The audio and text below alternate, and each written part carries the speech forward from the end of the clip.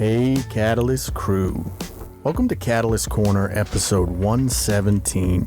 I'm Evan. I'm Jim. And we've got a lot on the plate today. We're going to talk about some movies. We're going to talk about an interesting topic about TV I'm going to bring up with you. I want to get your opinion on it. Sounds good. Maybe we'll talk a little bit about the old Marvel. Yep. You know, Yep. Been a couple of things going on there. Yeah. And maybe a few other things. We'll see where the cast goes. How you doing, Jim? I'm doing all right. Hanging in there. Yeah. Yeah.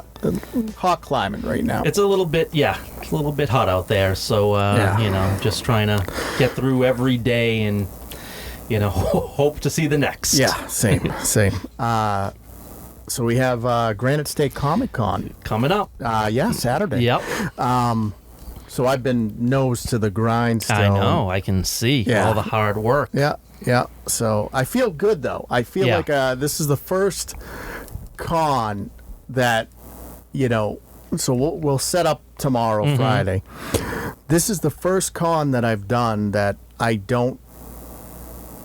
almost scared because I feel like I have everything in order. Yep. And I'm just waiting for the rug pull. Yeah, you're waiting for, oh, damn, I forgot this. Right. But at the 11th hour. But, we've been doing this for a couple years now. Yeah, it's been a little, we're pros at it now, so to speak. Yeah. I'm very afraid. Yeah, no, understandable. I'm sitting there going like, wait, do I actually have everything done? Mm-hmm. Yeah, well, I mean, again, over time, efficiency is going to happen. The more you do it, the more you know what you want. But yeah, no, I get what you're saying. My experience for the cons is usually like the night before is usually up until 3 a.m. And then the night, like tonight, normally I'd be up till like 2 or 3.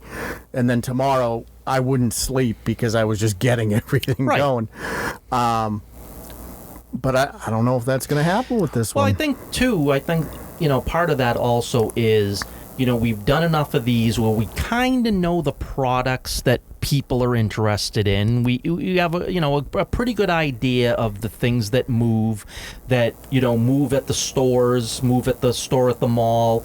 We have a pretty good idea. So there's a knowledge of, okay, these are the things I know I need to bring, and so you make sure those things are there, and as long as those, majority of the heavy hitters are there, even if you miss something small, it's not going to be detrimental to, the whole overall setup.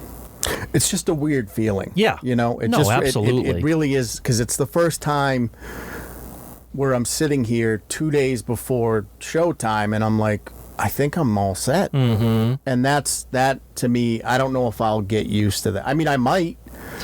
Yeah, I mean, probably, you're always probably going to be second guessing that you're missing something or you forgot something. That probably never goes away. I just think that you become more efficient over time, and I think that you're going to be, 90% or 95% done probably a day or two in advance, and I think that's going to be the norm now, even if you can't get adjusted to it. But you're always going to have that wonderment of, did I miss something that I needed to have?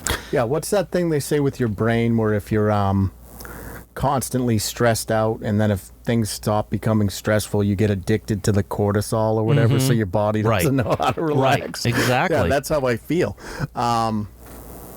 But, excited for this weekend. Yeah. Love, this kicks off con season for us, and the holiday. This is our busy time of year. Right. So, I won't see the sun probably until February. Yeah, and nor do you want to. Yeah, nor do you want to. I mean, whatever. What have you watched?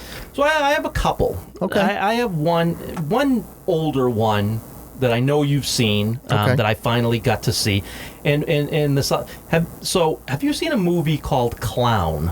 Oh yeah. So I'm flipping by. It's a B horror movie.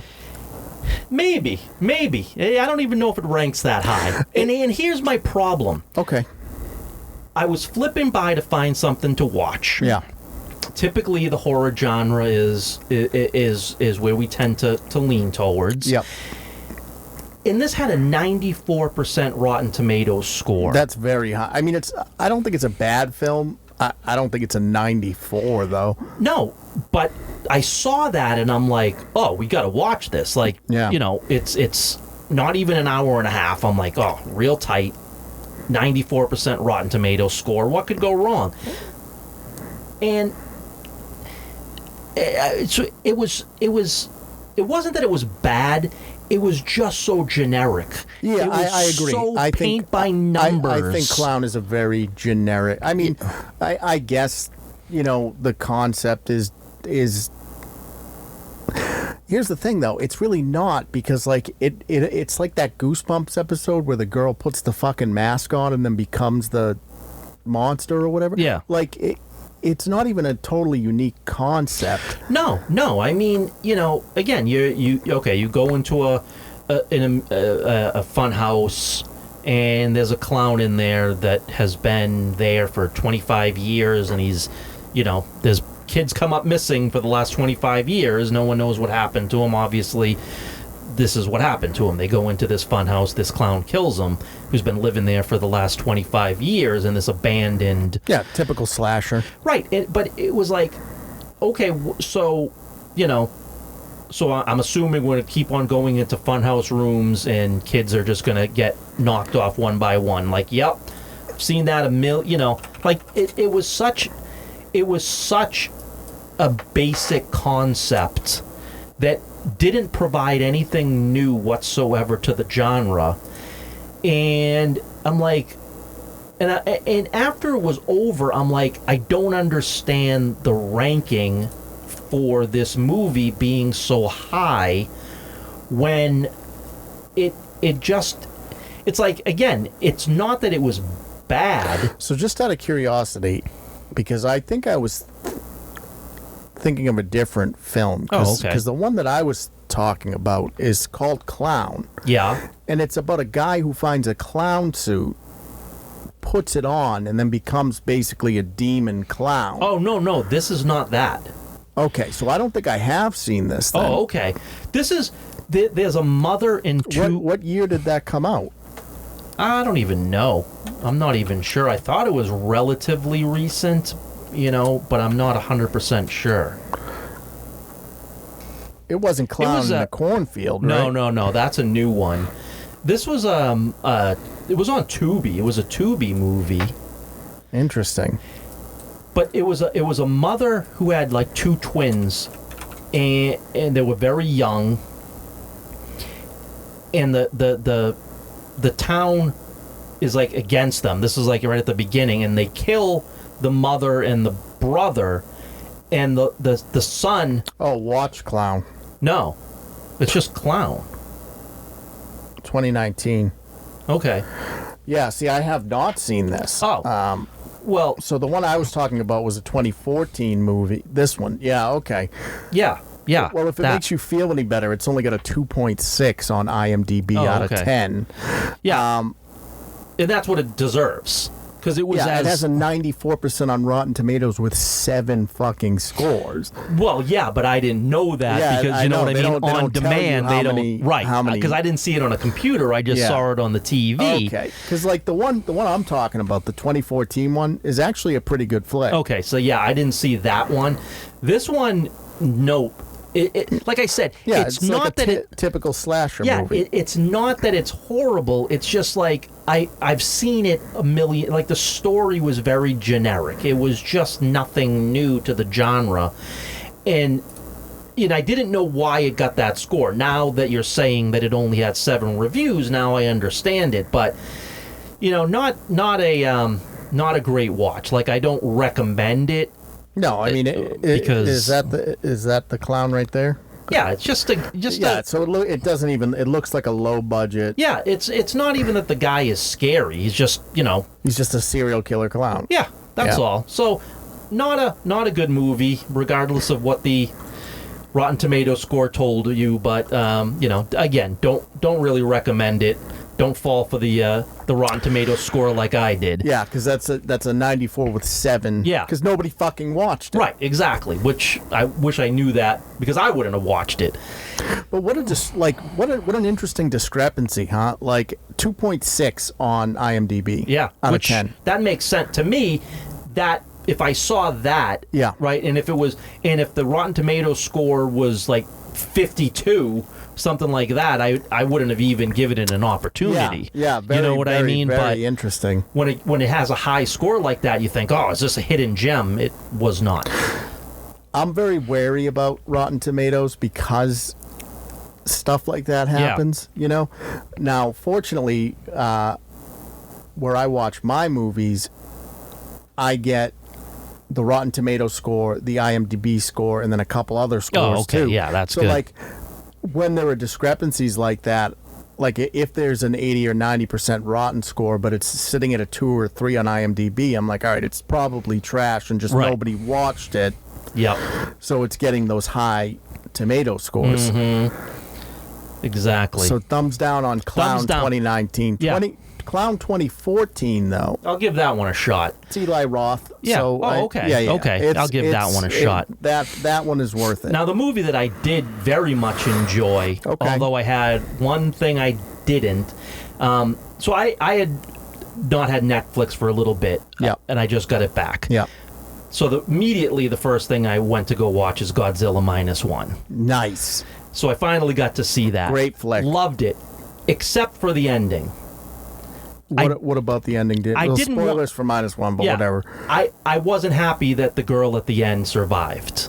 Oh yeah, that seemed like a cop out. Yeah, because she we thought she died like midway through, and then she ends up being alive. Like, to me, that kind of it took a little bit out of the overall story for me, as far as that part of the story. Yeah. Right? The Godzilla stuff was phenomenal. Like, that's how Godzilla, like, I think I brought this up when I told you about it, that I had watched it. Yeah. Because it came out very close to Godzilla versus Kong. Right. Which is, again, it's a popcorn flick. It's a different vibe. Yeah. But, like, what -1 nails so well is because, I mean, Godzilla in its its birth was just an analogy for a nuclear war. It was just a warhead. Mm-hmm. And I think they do such a good job of covering sort of that destruction. Mm-hmm. You know, and I thought he looked great. He looked great. Like, that's how and he was scary. Yeah, he was a menace. He was an absolute. And even at the beginning, the first time you see him, when he's little. Yeah, well, like, I recognize, and I'm like, something's off. I'm like, he's too small, right? And I'm like, something else is gonna happen. And it's like, obviously, then they go through obviously he grows to his size that he's supposed to be. But on the next time you see him, but just the destruction and he was scary. Yeah, he was scary. Like, that Godzilla you did not want to meet up with. Like, that is somebody that can do, and he did the damage when he got into the town. You know, the destruction was enormous, and it was just such a well done movie. I just wish they didn't have the ending. I was okay with her dying. Like, that would have been fine. She did the sacrifice to save him, because he saved her. Right. You know what I mean? And it's like, she died, but there was she would have died had he not. They couldn't have. They couldn't commit to the total bleakness that they set up, I guess. But that being said, I did hear a sequel is in the works. Yes. I'll 100% watch that. Like, without a doubt. It is maybe one of the, and I say this pretty confidently, it's one of the best Godzilla movies, I think, out there. Yeah. And, and the thing about, and the difference to me, like, Godzilla, the last one that came out, the Godzilla versus Kong. Yeah, Godzilla X Kong or whatever. Yeah, the last one. Yeah. Right? Yeah. The Godzilla and Kong parts were really good. The humans were that part of the story I thought was awful. Like I really thought it was awful. I agree. This one, because you care about the humans. I thought in they this did a really good job with the non-Godzilla parts. That's what I think is interesting about how the West makes a Godzilla movie versus the East, because with the Eastern versions, Godzilla is important, but if you can't get on board with the people, right, the movie doesn't work, because Godzilla's not a hero, right, in the East, right? And in the West, Godzilla's a hero. Mm-hmm. And now all that being said, I think they can both exist. Sure.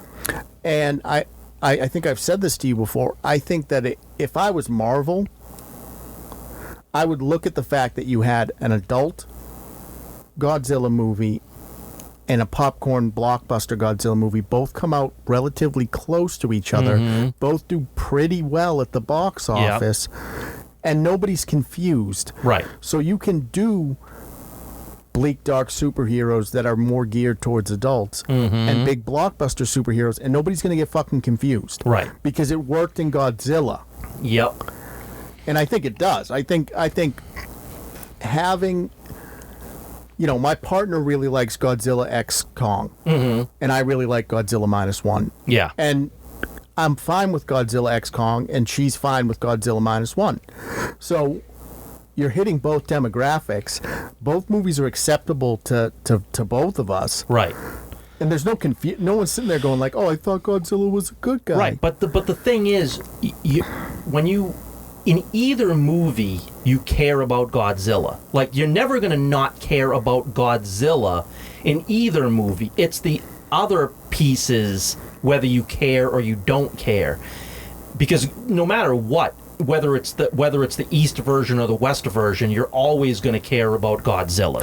You're going in for that. But it's a different feeling. It's a different It's a different feeling, and it's a different Godzilla. You're afraid of Godzilla, right?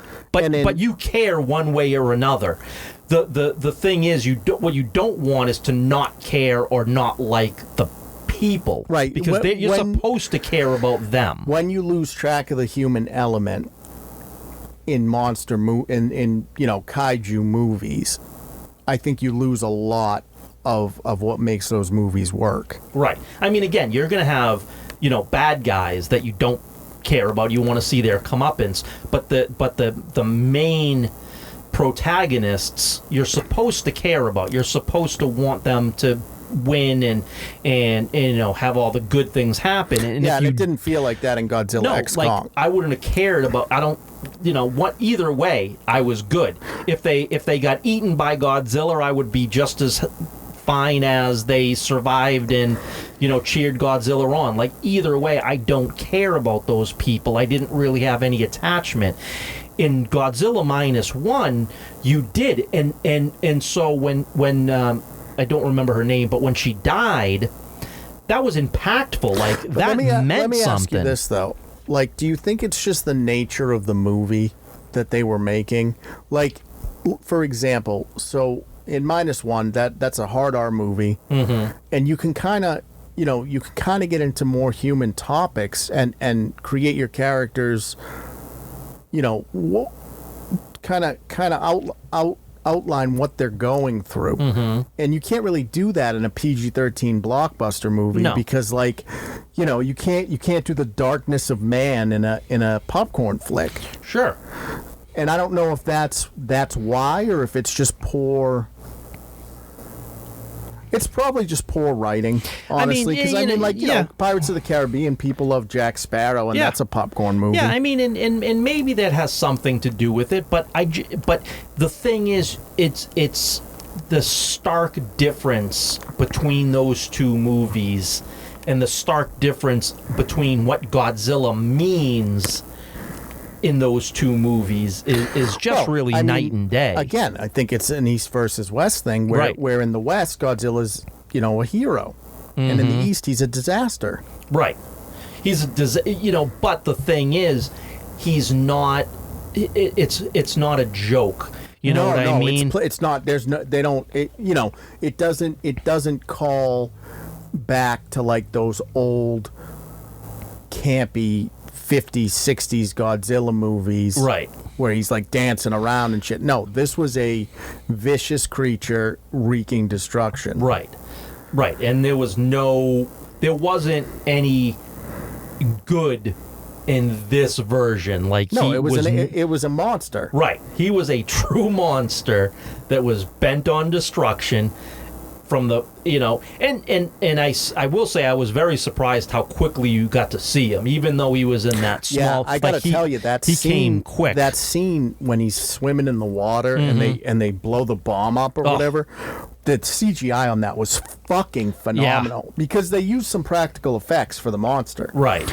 But I mean, it's that thing. It's like a modern day Jurassic Park 1 where they, and I've said this a million times.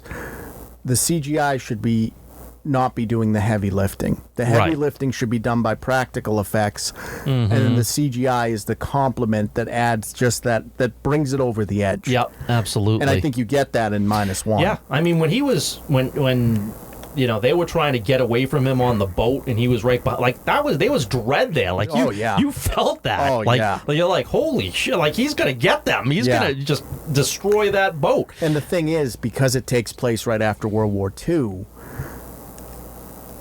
there's almost this helplessness because they don't have technology that in a modern Godzilla. You just nuke them or whatever. They don't have that. Yeah, they're using 1950s mines and guns, like and just hoping for the best. Yeah, like that's, and then and that's the thing, right? When you realize your weapons don't work and you don't have it's the necessary artillery to defend yourself, they can't scramble the jets. No, so it's like shit. What are we gonna do? We have nothing that can combat this. We're completely helpless. Whatever he's going to want to do, there's nothing we're going to do to stop it. Yeah, fantastic fucking such movie. A good movie. Yeah, -1 is up there for me. So good. What about you? What have you caught? I mean, I've caught a bunch of stuff. Yeah. A lot of TV stuff, and then I watched Weapons. Oh, did you see it? I did. I'm looking forward to that. I have not seen it yet. I'm not going to go into spoilers. Yeah, please. No, I won't. What I'll say about Weapons is fucking fantastic movie. Good. I'm glad to hear it. Done by the guy who did Barbarian. Mm-hmm. So this is 2 in a row now. Yep. Right? Mm-hmm. And I'm like, all right, so Zach Krieger knows what he's doing. Yeah. And it's funny because I used to watch him on The Whitest Kid You Know, which was a comedy troupe series. And so to see the kid from The Whitest Kid You Know start spitting out stuff like this, I'm like, wow, what a transformation, you know? It was not, I mean, I didn't go in blind. I watched the first trailer. Okay. But they don't really tell you what it's about. Like what? Yeah. Just they try to give you the mystery element of it, right? This isn't spoilers. This is in the trailer. Honestly, I have no idea what this movie is about. I've never even watched the trailer. You want to go in blind then? Yeah, I'm like totally blind. So what I will say is the style of the movie. I think this is okay to give you because I don't want to give you too much. Sure. Is kind of akin to Pulp Fiction. Oh, really? It's so well done, and the story is so interesting, and there's dread, and then there's even like the thing is that when you arrive to the final the final arc, there's like there's almost this element of comedy in it. Really? So like there's like the final thing that happens right towards the end of the movie where everything kind of culminates into whatever's happening in the movie, and you're so built up that when the ending actually plays out, when the good guys defeat the bad guys, so to speak, there's a comedic element to those scenes, and as a viewer, you wouldn't think it would work, right? But there's just almost this like you've been building. There's all this tension, and then with the comedy, you get that release. Oh, okay. And it works so fucking well. Nice. Like, it is just such. And yeah. I think they kind of did that in Barbarian too. I kind of think that they somewhat tried to do it he's that like way. Falling off the tower and everything, but like it just works. So, like, it's not something that because the movie takes itself incredibly seriously, right? Like it's not a funny fucking movie. Okay, good, yeah. But there's something about his films where he, when you get to that final act, like in Barbarian, when she's climbing up the tower and shit, and then he hits you with a little bit of comedy. And, like, the movie's over at that point, right? Like, so the tension is releasing, but then you also get to laugh a little bit. Yeah. And it's like that feeling hits so well. Like, it's masterful. It's masterful. Like, it is so, that is so well done to me. Nice. So fantastic watch. Good. I am highly, so glad highly recommend that, it. Highly recommend it. And it's gotten great reviews. Yeah, no, and that's the thing. I'm glad because, sometimes the reviews aren't always, but I'm glad you are in agreement that it is as good as the reviews are saying it is. Because I'm really looking forward to seeing that. It caught me by surprise. What it ends up being kind of caught me off guard. Really? Because, like, again, like I said, I watched the trailer because I was like, all right, what is this about? Yeah. And, I even after I kind of found out through the trailer, like, what the gist was, but by the time I went into it and things started playing out, it's... I mean, I wouldn't have guessed that the movie was about this, I guess, is what again, I'm trying to choose my words carefully because I don't want to spoil it for you because it's absolutely worth a watch. Yeah, I'm hoping to see it soon. It's long. It's 2 hours, so okay. You're going to be in for it. All right, that's fine. But again, like I said, I mean, if I said to you it's a horror movie with a Pulp Fiction sort of pacing, you wouldn't think it worked with a bit of comedy at the end. Like, you wouldn't think it would work. Yeah, it doesn't sound like it would work. And it just fucking works. That's great. Like, it just works. So nice. Yeah. So Zach Krieger is the director. He wrote it as well, and he actually just signed on to do Resident Evil. Oh, did he? Resident Evil reboot. Oh, okay. So that might turn out good. Yeah, I think he's fast becoming one of my my generation. Obviously, Eggers is top tier for me. Right, he's but yeah, Krieger's definitely making a splash. Nice. And Weapons is 100% worth it. Awesome. But yeah, that's pretty much all I've seen. Yeah. Okay. But no, like I was saying to you, I've been watching a bit of TV. Yeah. Getting ready for the shows, and right. Usually I'll throw the TV on in the background. And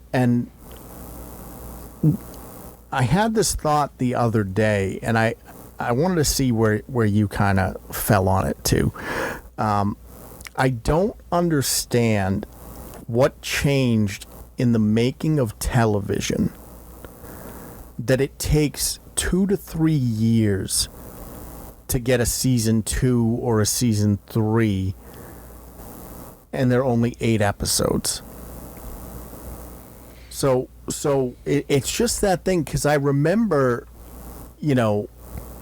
even 10 years ago, you would get, you would have your HBO shows, right? Mm-hmm. And those would be 10 to 12 episodes, right? So they were tight. Mm-hmm. You'd get those tight, because they didn't really have sponsors, so they didn't have to do a lot of filler for commercials and things like that. But they would come out every year. Mm-hmm. I remember, I was into Boardwalk Empire when that came out. And I remember every year, every summer, there'd be a new season of Boardwalk Empire. And now, look at Wednesday. Yeah. Right? The first season of Wednesday came out, 8 episodes. 2 years later, season 2 comes out, 8 episodes. So I don't understand, what's changed in the movie making business, in the television making business, that, you know, we can't get a series out once a year. Another great example, the One Piece live action, right? That came out 2 years ago, 8 episodes. We're not getting season 2 until next year, and it's going to be 8 episodes. Like, I don't understand why we've cut down on the number of episodes of television, and it's taking twice as long sort of to make it. That's the first part of that sort of statement. And then the second thing that I wanted to kind of get your opinion on is, do you think this is a good thing? See, if I had to guess, and certainly I have no inside knowledge, but if I had to guess, I want to say it's going to be revolving around the cost of making these shows compared to what it used to cost. So now, based upon how much they have to pay the actors, based upon how much the episodes themselves cost to produce, I think they want to mitigate financial damage. Meaning, I don't think that they're willing to risk making too much if it's going to fail. Whereas before, if it didn't cost as much, you could, you know, because again, how many, you know, look at like the 80s and the 70s and things like that, right? Things, I mean, obviously we're at a different time, I understand that, but shows went on well after they probably should have, because they probably didn't cost a lot to make.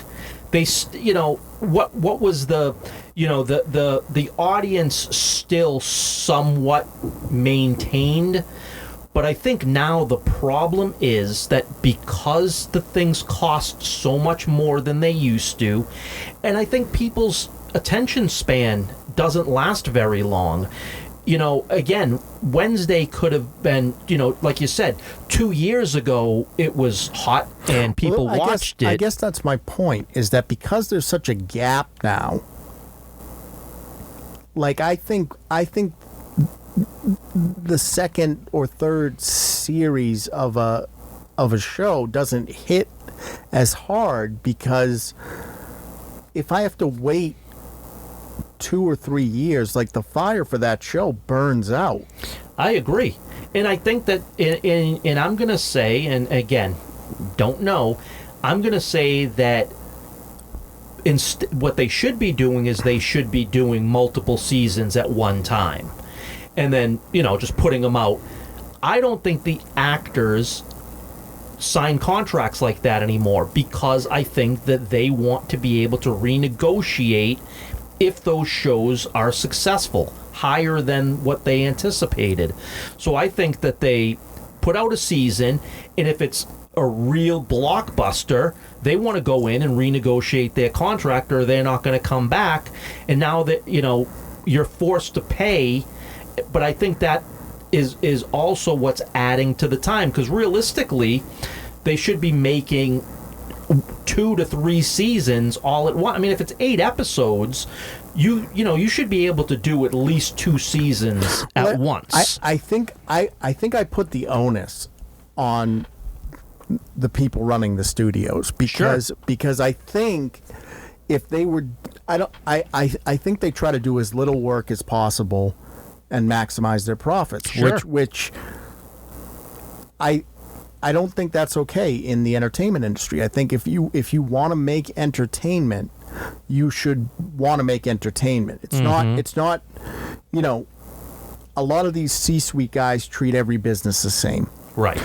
And if you don't like making movies or TV shows and you're just in it for the check, just go work at a fucking insurance company and fuck off. Right. Because if you don't have faith in the projects, like if you had a, you know, an executive that had faith in a project, you would get the actors to sign on for multiple years right off the bat. Yep. And film back to back to back. Yeah. Because you have faith in the product and you know it's going to work. But now they're all pussyfooting around, and it's like, well, we'll release season 1 and see how it does. Right. And then all the fire for, it comes, and like in the case of One Piece, it was a huge success. But now it's a 2-year gap. Even Wednesday was you can't argue that it wasn't. It was a big success when it came out. And instead of it being that thing like Boardwalk I use just Boardwalk or Game of Thrones, like whatever you want to fucking, whatever was your show. Instead of it being that thing where it's like, oh man, every year, we get around the water cooler, so to speak, and we talk about the episodes, because it was a consistent thing. They had faith in the properties, and they were releasing content once a year. And now, because I think a lot of them just don't care to do any of the legwork and say, okay, is this actually going to do well? They treat every show like a gamble. And as a result, what you're getting is 2-year gaps between seasons. Yeah. Which is unacceptable. Yeah, because things, the younger generations don't have that wait, I'll wait for as long as it takes. They move on to the next thing very quickly. Even someone that grew up with when I was a kid, like you watched it on TV or you didn't. If you missed it, you missed it. Right. And even I'm sitting here going like 2 years in between seasons is too fucking long. Like, it's too long for television. These aren't movies. Right. That used to always be the case. And that was even, that's the case with a lot of things, right? I mean, music, right? Typically a band puts out an album and it's 3 years before when that album hits, I'm not going to get new music for another 3 years. So now you've got to make sure that that album, that your hope is that you can keep on the radio and keep that momentum going for 3 years before that next album, and you hope that fan base is still around. And it's the same, and music's a little different, but with TV, I mean, there's really no need to have to wait 2 years. Well, I think it's just, at least for me, it's just TV by its nature is supposed to be a constant, right? Like, if I like a show, if I get invested in a show, I expect to watch a season a year. Right, yeah. And they've kind of flipped that, and I don't think I've heard anyone on any side of anything say that they like this model of, we're going to release a show, and if it's a banger, you'll get another season in two years. I don't think anyone likes this. Now, that being said, they announced One Piece Season 2 is coming out next year, and they also announced that it's been renewed for Season 3. So I don't know if that's a change in the mentality, or if One Piece was just such a big hit that they're confident Season 2 and into Season 3, and they're just filming them back to back. But if Season 3 doesn't come out in 2027 and they wait until 2028, I think that's a huge mistake. Because you lose what makes TV so special by having, by requiring people to wait. Right. Well, look at, we just got the first trailer for The Witcher, right? For Season 4. Yeah, you can tell that's a disaster because they ghost drop that. Right. But you got the time between Season 3 and Season 4, and you got the fact that Season 3 was such a disaster in the ratings. So what is your expectation that people are going to be there for Season 4? But here's the thing, right, is that as someone that's running the studio, it's your job to make sure that the properties that you're putting out are going to hit. It's not that fucking hard to do. Right. You know, sit down, figure out what makes the property work, and then release content that's in line with that. And if you do that, then you don't have to do this bullshit of, well, it takes 2 years to make a TV show now. Because no, it fucking doesn't. No, only because, because of the cost. The cost of it now is the cost of making a movie, but it's TV.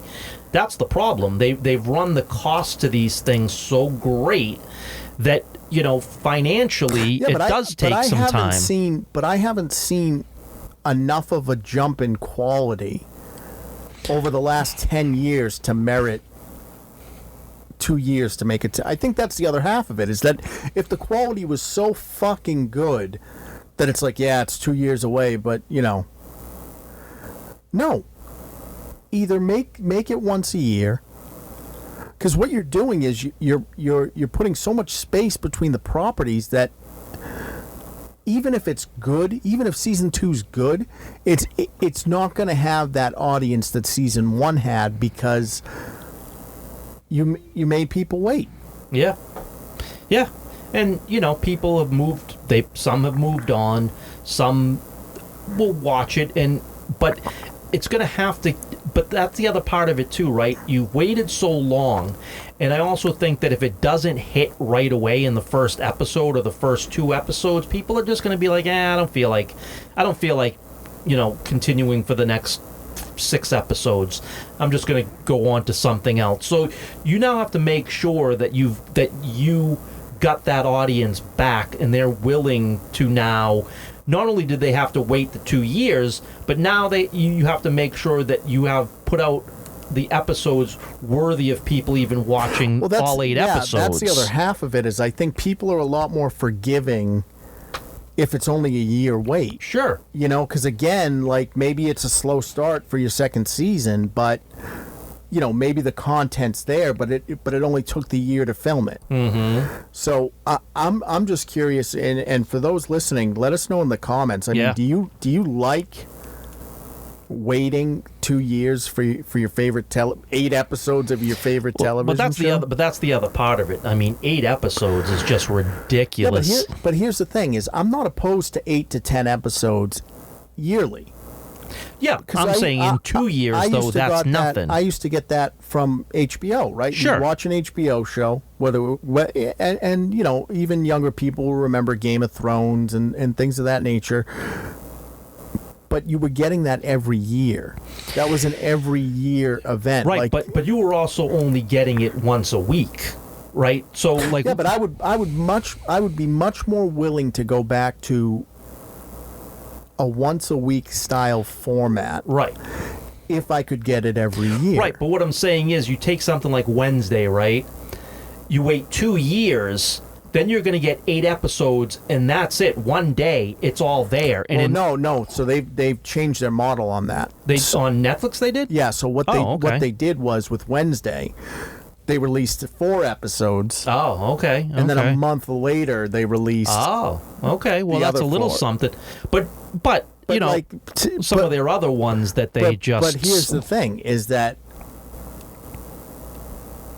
4 episodes and they're half-hour episodes. That's one sitting. Yeah. For 2 years of waiting. Right. That's what I was going to get at is, once you quickly go through those, that's it. Now it's another 2 years, if at all, you have to wait again. So, 8 episodes for half-hour episodes, and you're only getting 8, and you waited 2 years, and then they're all, you're not getting one every single week, where it might take, 3 months to get through all the episodes. You can get, in some cases, it's all out at once. I would much prefer, and they've done this, and they can do this, I would prefer them to release one a week. I agree. I would prefer, pick a day, every Friday or Sunday or Thursday or whatever, and once a week drop an episode and stretch it for 3 months. Because when you do that, and you're releasing every year, it's not just, oh, you binge watched the entire season and then you have to wait a full year because you binge watched it all. It's like you go through the entire season in 3 months, and now it's only 9 months until the next season drops. Yeah, and I don't think you go through the journey the same way if you just binge watch, as opposed to having to be forced to wait for the next episode. I think the technology of streaming is fantastic. I think it's awesome that we have, digital libraries available to us. I think that's great.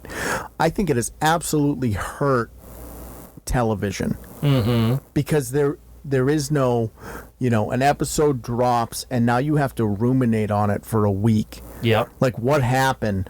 What about fan theories? There are no fan theories anymore because you binge watch the season and Right. Exactly. Which is why I'll give credit to Disney Plus, because at least they do that. At least they do. In some cases, they'll do 2 episodes up front and then they'll do 1 a week. But at least they have that model where it's, they're not just giving you everything at once. You do have to put the investment in. What I don't understand is this confuses me, because you want your subscribers to pay for the subscription, right?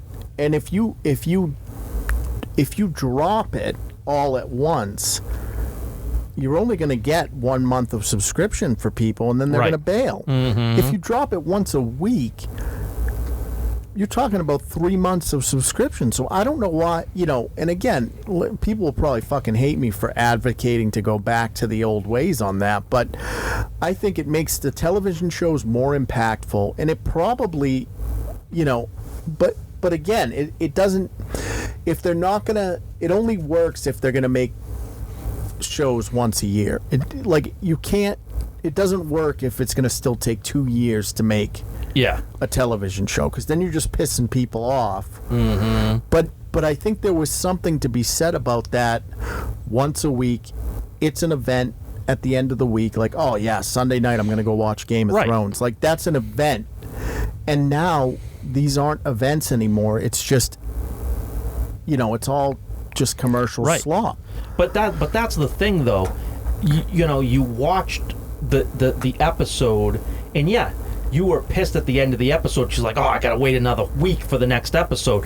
I can't believe they ended it there. That's your initial reaction, but then you spend the week talking about that episode and what could possibly be coming up in the next episode. Right. Now you're putting fan theories together, you're trying to figure shit out. People are excited about the properties. And you're talking about the property. If you do it all at once, it's like, okay, you're going to talk about it that one time, and that's it. So, everybody sit there at that one time, they watch it, the next day you talk about it, and then the next day it's done. There is no more talk of that show. It is interesting, because I agree with you, because I remember, like watching a Game of Thrones, and I remember talking to my friends about, oh man, did you see the episode last night? Like, I have no idea where they're gonna go. Like, what do you think this meant? What do you think this meant? And now it'll be like, yo, did you see One Piece? Yeah, it was pretty good. Yeah, I thought so too. Yeah, like, that was because, cool. Right, because there's no anticipation anymore. Right. No, exactly. And the thing too is you try to, hey, maybe you didn't catch something, right? And so you go, oh, I better, go back and check that out before the next episode, because maybe that means something. If you watch the entire episode, right, even if you didn't catch that, you're not going to go back to look at that, because you already know how it ended. Like, it doesn't really matter anymore, because at the end of the day, maybe what your friend said didn't really matter, but they just mentioned some, hey, did you catch that in that episode? No, I didn't catch it, but, why did it? I didn't see it come back out. Oh, it does. It was meaningless. But sometimes someone could say something, and maybe it still ends up being meaningless, but you don't know, right? So you're trying to figure out, oh, did that thing I just saw mean something? Is it a hidden message, or is it nothing? Is it just nothing? But they want us to think it's something. Like, you have those conversations, and you go back and you look at those details. But if you binge watch it, you know it's nothing and it doesn't matter. Well, I think what it's done is it stops making, I honestly think the early 2010s, like 2010 to 20, maybe 17, something like that, truly were a golden age of television. Sure. Because, I mean, you had those shows that would release once, and again, streaming was around, and Game of Thrones was an event. It was a Sunday night event. It was like, okay, man, Sunday night, Game of Thrones, 9 o'clock or 10 o'clock, whenever it came out. And it was available to stream, too. And, like, HBO still does that stuff. Like, regardless of how you feel about Last of Us, they, you would get it once a week. Yeah, they do that with the House of Dragon. And... Right. But what I think has hurt us is, one, the time it takes to make the movies is too long, the TV shows. It shouldn't take 2 years to make 8 episodes of it shouldn't. It doesn't matter. No, it shouldn't. Doesn't matter how much it's costing you. In order for TV shows to survive and to make it into 5, 6, 7 seasons, you got to release them every year. That's the first thing. The second thing is, and I think, if any executives of Netflix are listening, I think you should be pushing hard to go back to our top tier television shows are events, and you get it once a week. And then obviously when it's over, you can stream the whole thing. Sure. But it's the event, and we don't really have that anymore. I mean, again, when House of Dragons comes out, people get excited about that, and it is that event once a week. Yep. But Netflix, for all the good it's done, for consumers and cinema and all that sort of stuff, I think it's done just as much, bad. I think it really has. I mean, there's something to be said about having too many choices, because then, look at Wicked, right? Wicked in the 2010s would have been a huge success. Yeah. Huge success. World shattering. And it's just not anymore, because you go and if everything is special, nothing is special anymore. And if everything's a blockbuster, then nothing's a blockbuster. And if everything's an event film, then nothing is an event film. And I think there was something to be said about, again, from that 2010 to 2017 sort of time frame, you had very few Marvel movies coming out every year, and they were events. Yep. And your TV shows, the big ones, were events that you would talk about with your coworkers and your friends. And none of that exists now. No, because again, it's. I'm not saying they're not good, but they're not special. Right. So some of them are still as good or better than some of the content that came out back then, but none of them are as special. Yeah. No, and that's the thing. And they just had something special with this K-pop Demon Hunters, right? The most watched show on Netflix history. Right. So you had something special, right? That just shows you, right, you can still do it, right? You can put out a movie and have it be an event, because they just did. Now, and I'll say, as an aside to that, if I'm an executive at a movie studio, I am trying to get my hands on as many anime properties as possible, because clearly the modern audience, the real modern audience, not the one that they invented, the real modern audience wants anime. And I don't, again, I don't know. I have no idea. But I don't know that they thought it was going to do what it did. Well, Sony didn't. Sony didn't believe in it and sold it to Netflix. Right. So, but the thing is, yes, anime in and of itself does well. Yeah, but the other thing is, and again, I think tell your friends about this podcast, because we do have unique insight. And where we do have unique insight is we go to the conventions. Right. And what we see at the conventions for cosplay, it's over 50% anime. What's the odds? What's the odds that come this weekend at Granite State there is no K-pop Demon Hunter cosplay? Zero. Right. Absolutely. I mean, if there's more than 20, I wouldn't be shocked. The only thing that would shock me is 0. That would, like, I'm thinking there's going to be over 20. If it was 0, I'd be amazed that there's nobody cosplaying the K-pop Demon Hunter group, the 3 girls. But it's funny because it takes me a while. You know, I'm not the sharpest tool in the shed, and it takes me a while to notice the trends, right? So when I first started doing the cons and you'd see all these people dressing up as anime characters, you go, huh, I wouldn't have thought that. But now, like, you know what would surprise me at a con? Would be 1, to see very few people dressed up as anime characters, or 2, to see like Rey cosplays. Like, that would surprise me. Well, we've said this a million times. We don't see Rey, we don't see Captain Marvel, we don't see Miss Marvel. Like, we never, ever, ever in any of the conventions see cosplay of those characters. But once or twice I've seen Captain Marvel, maybe. Yeah, I mean, maybe. But I would say probably, I don't think I've ever seen a Rey. Like, you just don't see them. Right. But it'll be amazing if you don't see the majority of anime. Because you're right, the modern audience that, you know, Disney still doesn't understand, now they do, because K-pop Demon Hunters has now made it crystal clear. There was a I don't know if you saw this, there was a poll. They polled Gen Alpha, right? I think it was like 20. I want to say 20, right? Like, what are you into, Gen Alpha?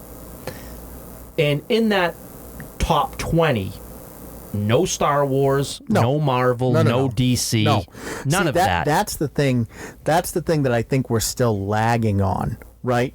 Is that, like, I'm old. I'm old. Yeah, I'm older than you. Right, but what I'm saying is like, they look at me and they go, "Yeah, you're an old man." And yeah, I like DC. I like Batman and DC and all that shit. Hell yeah. Fuck yeah, I do. But the young generation doesn't. No, they don't care. They have no interest in that stuff. No, that's for old people. Right. That's your shit. You can have it. They don't even want to play in the sandbox. No, but that's the thing. That's exactly right. They look at it and say, "Cool, if you like it, that's yours. We don't want it.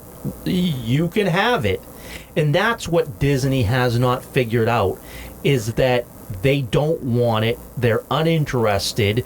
So if you continue to make movies for that modern audience, the modern audience that we keep saying is not there, they're not there. No. So there is a modern audience, right? Sure. There definitely is.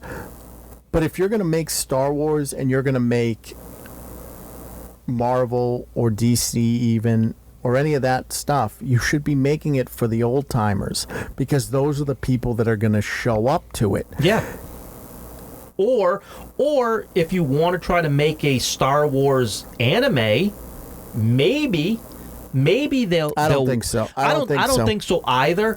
But that's your only shot. Like, that's making Star Wars as you are is not going to attract the modern audience. And it isolates the old timers, because we don't like it either. Right. So if you want to try to make an anime, okay, that's if it fails, it fails. Right, but the trick of it is I don't even think making an anime is the right way to go. I don't either. I think the only way that you can have your cake and eat it too is if you make Marvel and Star Wars and even DC, right, for the old timers. Right. And I think that if when the generations die off, your product might die off, and maybe eventually it'll come around again, and Yeah, but right now it's anime. Anime is the only, is really one of the only things that they care about. Right, anime and video games is it. That is it. That's what. But the poll, they just polled, and they're telling you. So now you have to adjust. You have to adjust your mindset to understand that and say, okay, if I'm going to continue to make Star Wars movies and I'm going to continue to make Marvel movies, I've got to make it for the audience that will show up, not the audience that I want to show up. Right, exactly. Right. And the trick of it is there's so much anime out there that you can buy the rights and do whatever you want to do with it. And then they will show up for that. They fucking showed up for One Piece, and it was a worldwide success. Look at, do you see what Demon Slayer is doing right now in the movies? Insane numbers. Insane numbers. They did what I think in opening weekend. They're doing an opening weekend almost what Marvel is doing in 3 months. You know what I mean? Like it not exactly, but being a little hyperbolic. But my point being is, Demon Slayer, just an animated movie, is killing it right now at the movie theater, because that's what kids are going to go out to see. So you need to get your hands on those properties. If you want to reach that audience, that's the property you need to go after and try to at least get distribution rights on. And here's the thing. I like Demon Slayer. Yeah. I think it's a good anime. And I like Delicious in Dungeon, and I like One Piece, and I can rattle them off. But if that's the route they want to go, I'll happily go watch the stuff, But for me, again, I'm old. So what do I want? I want good Marvel, I want good DC, and I want good Star Wars. That's what I want. Right. But you have to make, just realize that. And this is another thing that I think is kind of interesting. I think I think it's very one way. Like I'll go watch the anime, sure, and I'm happy to do it. But I don't think that they want to go watch the Marvel movies. No, and it's only because the thing is, the difference is we're steeped in that geek culture, right? And anime falls into that. That whole genre of geek culture. To us, to them, it does not. No. To them, that's just what they watch. Right. So that's it. Anime is anime, and that's what they like, and that's what they watch. We group it together with Star Wars and with Marvel and with DC, and we group it all together and say, yeah, I'll watch that too because it fits in this genre. They look at it and say, no, anime is anime, and all that other shit is old-timer shit that I'm not interested in, and it's not the same. And they don't look, and so that's where the difference is. Yes, we'll accept anime, and we'll watch anime, and we'll enjoy anime because we feel it's the same. I mean, I read manga just like I do regular comics, and I enjoy them just as much, because we encompass it as the same thing. They do not look at comic books as the same as manga. They look at it like, no, I like manga. Like, they don't look at, well, manga's a comic book. No, it's not. Manga's manga. Manga's manga. Comic books are comic books. They're not the same. They don't look at it the same way. And they vote with their wallets. Right. Absolutely. And so, that's the thing, is that, yes, we can enjoy it, but again, so when you're going back to what we were saying, when you're making this Doomsday movie, you should be making it for the people. Right, make it for the people that loved Endgame. Right. Not the people that you want to come in the theater, because they won't. There's nothing you can do to bring them into the theater except for, and here's the thing, if our time is over, right, and no more Star Wars, no more Marvel, no more DC, like your time in the sun is over, fine.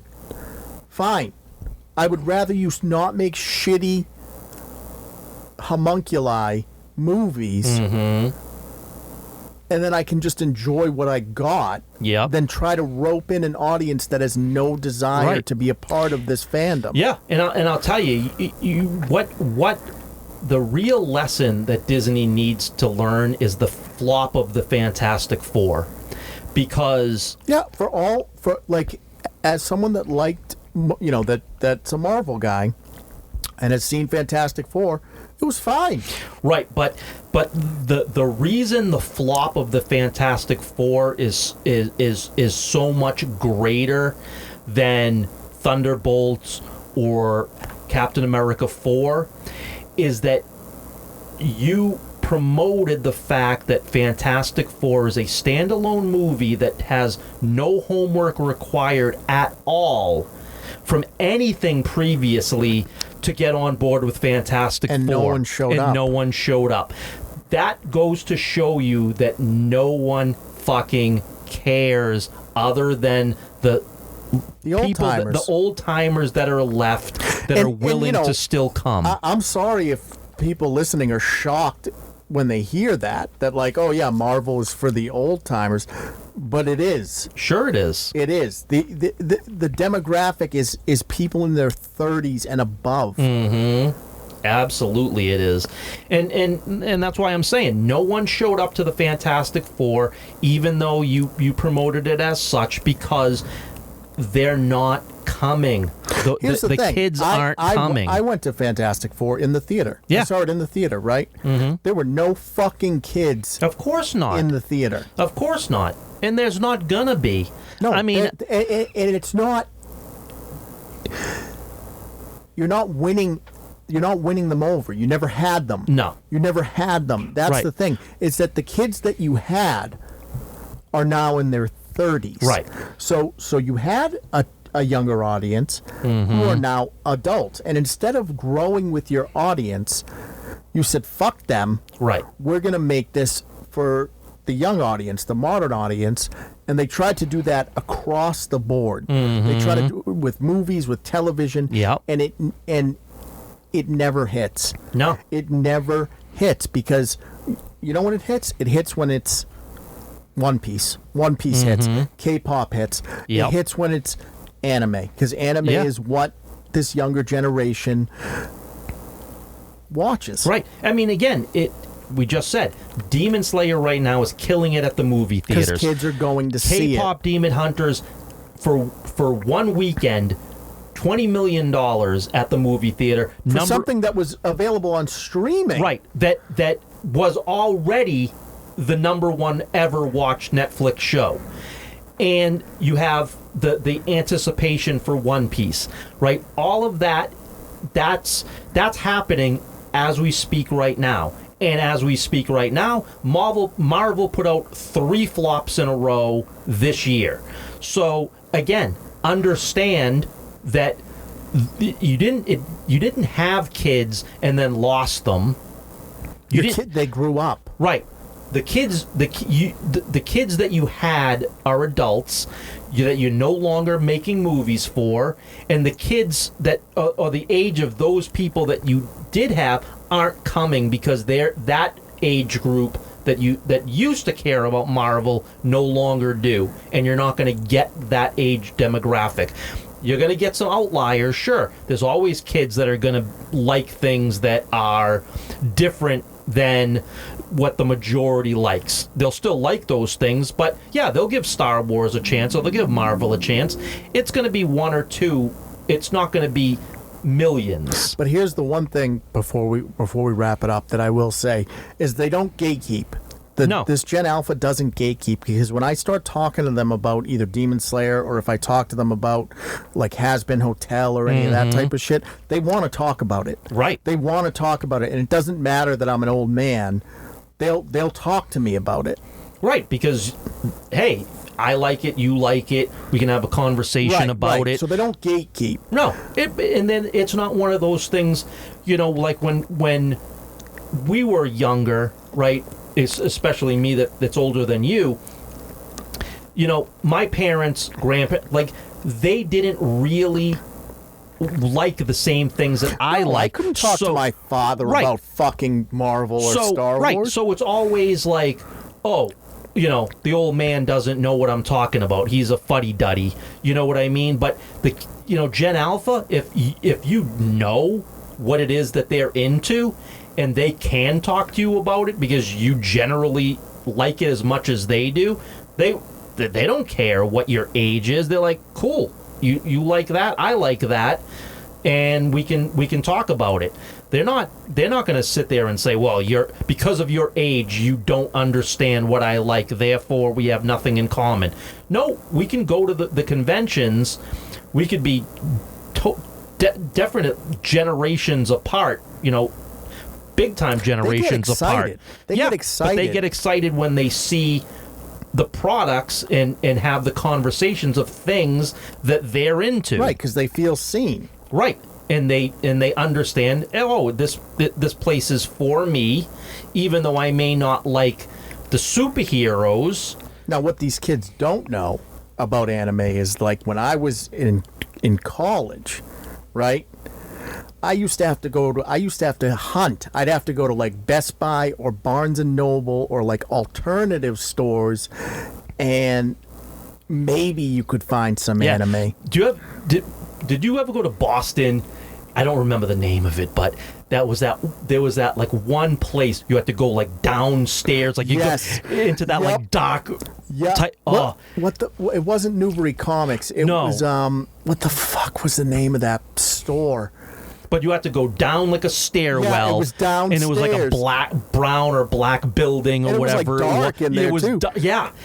And that you have to go there. That's where you had to get it. That's where you had to get it. That was the only place. And that was the thing, is like, I've always liked anime, but it wasn't available like it is now. No, absolutely not. And you go in there and you see shit that you never saw before because there was no other place to see it. There was no internet at that time that I'm talking about. So it's like you went in there and it's like you had the ability to see things you never saw. And you read it or you watch it, and it's like, holy shit! There's a whole genre that we don't have much access to. Yeah, and it's great. Just very interesting conversation today, Jim. So with that one, let's wrap this one up. Absolutely, Jim. As always, pleasure. Yeah, for sure. What do you got going on? Just getting the art out. Just stop by the socials, check out the art, leave a like, a comment. If you like what you see, if you want to leave a comment, I'd be more than happy to chat with anybody. All right, guys, that's episode 117 of The Corner. You know where we're at. CatalystCrafting.com is the main website. Catalyst Creations NH is the Etsy store. We're at the Manchester Mall of New Hampshire and Manchester Craft Market. We're going to be this weekend at Granite State Comic Con, and then a couple weeks after that we'll be at Rhode Island Comic Con, and a couple weeks after that we'll be at New England Comic Con in Marlborough, Mass. But what do you guys think? Have you seen Clown 2019? Have you seen Clown 2014? Which one's better? It's 2014. Yeah. I mean, I hate to. 2019 was not good. So, do you like Godzilla -1 or Godzilla X Kong better? Or are they both good? They can both exist in harmony. What do you guys think? Did you see Weapons? Did you think Weapons was going to be what it was about? Did you like it? Do you think it's as good as everyone's saying it is? And what are your thoughts on the current state of TV? How long it takes to make these shows? Do you think that we should go back to a sort of event type situation, or do you like binge watching? And what's your favorite anime? Let us know in the comments. All right, crew. Catch you on the next one.